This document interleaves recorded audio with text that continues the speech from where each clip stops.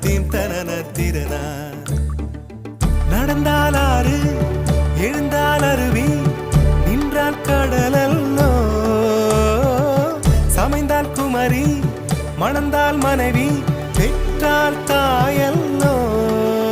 சிறு நதிகளே நதியிடும் கரைகளே கரை தொடும் நுரைகளே நுரைகளில் இவள் முகமே.